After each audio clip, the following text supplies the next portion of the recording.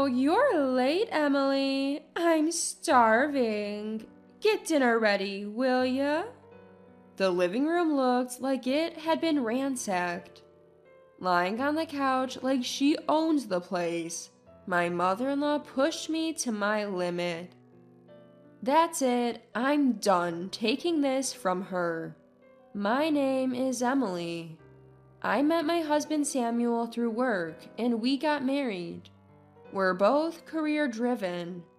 We love our jobs so much that we discussed how to balance work and family life before getting married. Once kids are in the picture, priorities shift, and you have to make sacrifices. We chose not to have children so we could focus on our careers and eventually go independent. We share the housework and vow to support each other. Our jobs keep us busy, but we get along well. We spend our weekends chatting about work or enjoying some leisure time. But there's one yearly event that's pure torture for me. Going on vacation with my father-in-law and mother-in-law. Samuel and I agree that family is important. Since he respects my family, I want to do the same for his.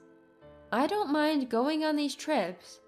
It's just my mother-in-law who irks me. She just can't stand me.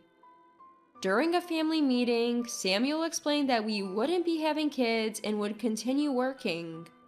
While my father-in-law was understanding, my mother-in-law flew off the handle. How can you marry a woman who doesn't want kids? I've been looking forward to grandchildren. Women should quit their jobs when they get married. Women can't accomplish anything meaningful in the workplace. My father-in-law snapped back. Well, maybe you never accomplished much, but Emily has a promising career. This led to a heated argument between them. Samuel had to step in to break it up, exasperated. Ever since that terrible family meeting, my mother-in-law and I had been on bad terms. The day of the trip had arrived.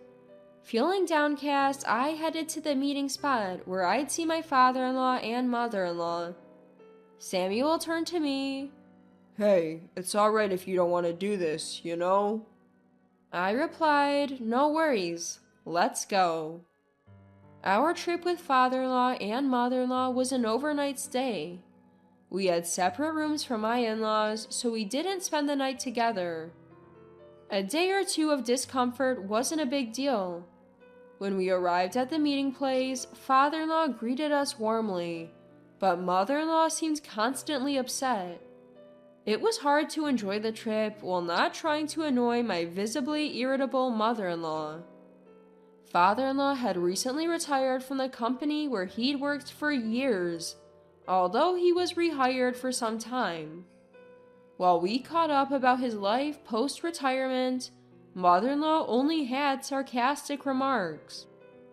Any woman who doesn't want kids is worthless. Poor Samuel married to someone like you. You should quit your job and focus on housework, she muttered.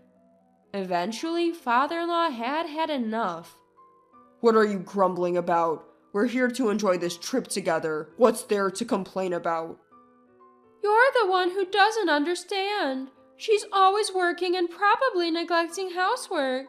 How can you not feel sorry for Samuel? Exhausted by the sudden argument between father-in-law and mother-in-law, we decided to head to the hotel early. But when we got there and checked our reservation at the front desk, something was wrong. For some reason, only my name was missing, and the room intended for both of us was now a single room for Samuel. Upon inquiring at the front desk, we were told my reservation was canceled a few days earlier. Puzzled, we told father-in-law and mother-in-law what happened. While father-in-law looked confused, mother-in-law flashed a triumphant smile. It's only natural that you don't have a room, Emily. This is a family trip and you're not family. You should just go home, mother-in-law said. Wait, did you cancel my reservation? Of course, it was me Father-in-law Samuel and I were all speechless. It was like she didn't even realize the outrageousness of her own words. Sighing, I said, "All right, then I'll leave since I'm not family." "Good, go now." "I'm going too." As Samuel stood up to leave with me, mother-in-law raised her voice. "What?" Even father-in-law stood up and said, "I'm leaving too," leaving mother-in-law to distort her face in confusion. Father-in-law apologized to me and gave mother-in-law a few $100s in cash before packing his bags. "Look, you can stay if you want, but I can't enjoy this trip feeling like this. From now on, no more family vacations for me." "What are you talking about? If you're leaving, at least let Samuel stay." "No way. The way Mom treats Emily is just too much. Plus, I'm tired of all the arguing." So, leaving a deflated mother-in-law behind, the three of us decided to head home. The flight back was the best part of the trip. We all sat together and had a great time. Mother-in-law, stubborn as ever, stayed at the hotel for one more night and spent every last cent father-in-law had given her. Sure enough, when mother-in-law got back, she and father-in-law had a huge fight. According to Samuel, their relationship had been rocky for a while now. Samuel was worried their relationship might get even worse now that father-in-law had more time at home. That worry turned out to be well-founded a few days later. Samuel went to work and I was enjoying my day off when the doorbell rang. There stood mother-in-law with a load of bags. "What? Mother-in-law?" "I'm done living with my husband. I'm staying here for a while." Ignoring my shock, mother-in-law waltzed in and took over the living room. Feeling stuck, I called Samuel at work. "Sorry to bother you at work, but mother-in-law just showed up here." "What?" Upon hearing my report, Samuel was shocked and tried to call his father, but it seemed like his dad didn't answer the phone. I tried to ask mother-in-law what happened between her and father-in-law and suggested they should talk, but she just ignored me. Meanwhile, mother-in-law lounged on our sofa as if she owned the place. "Ugh, what a filthy house. It's all because you work, Emily. Being under the same roof with you is unbearable. Samuel really needs to divorce you soon," she muttered incessantly. I was resigned to her comments, going about my life as usual. She, however, never stopped badgering me. Samuel came home early that day to persuade his mother to leave, but she wouldn't budge. In the end, we couldn't reach father-in-law and were forced to live with mother-in-law until we could. The next day, Samuel and I had to work, leaving mother-in-law behind. "Just quit your job already," she said, but I ignored her. When I got home that evening, it looked like a burglar had been through the place. "Wow, you're late. Emily, I'm hungry, so get dinner started," mother-in-law said, lying on the sofa like a couch potato. What happened here? "Oh, this mess? Must be because you don't clean." "No, that's not the point. Why is everything dumped out of the drawers?" "You didn't prepare lunch, did you? I was looking for something to eat." I didn't understand how looking for food led her to rummaging through my drawers. I voiced my confusion, but mother-in-law just ignored me. Realizing that my credit card was missing, my heart sank. Just as I suspected, my mother-in-law had probably stolen it. As I was contemplating how to bring up the issue, Samuel walked through the door. Seeing the state of the house, he immediately started arguing with his mother. I pulled Samuel aside and whispered that my credit card was missing. Rubbing his temples, he sighed. "Give me a break. Look, we can't let her get away with this. She needs to face the consequences." If you say so, leave it to me. Samuel agreed, and so we resolved to make mother-in-law pay for her actions. A few days later, Samuel finally got through to his father, who had been unresponsive because he was traveling with a friend and didn't have his phone. When he returned home, he found a note from my mother-in-law on the table. It read, "I'm still mad about being left behind during the trip. I'm leaving this house." Knowing his father would be coming over, Samuel and I adjusted our work schedules to be home. When we got back, my mother-in-law casually said, "Oh, you're home early." But her expression changed when she saw her husband arrive. "What? Why are you here? Did you come to get me?" "No, I came to give you this." He handed her filled out divorce papers. "What?" she exclaimed, visibly shocked. "Your selfish behavior has only escalated over the years, especially your treatment towards Emily. Why can't you accept the woman your son chose? I've reached my limit. I want a divorce," he calmly stated. "Fine, let's get a divorce. I have Samuel, so I don't need you.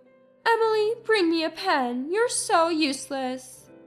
Although annoyed, I handed her a pen as quickly as I could to get her to sign. Once I confirmed that there were no errors in the signed divorce papers, I addressed my irritated mother-in-law. "I have something I want to show you." "What could be so important right now?" she snapped. I opened my laptop in front of her. On the screen was a video of her shopping. "I'm going to zoom in," I told her as I enlarged the image. In her hand was an illustrated credit card. "That credit card isn't yours, is it?" "Well, it's mine." "You don't have a credit card." I had already checked with father-in-law, who spoke in a tone of disbelief.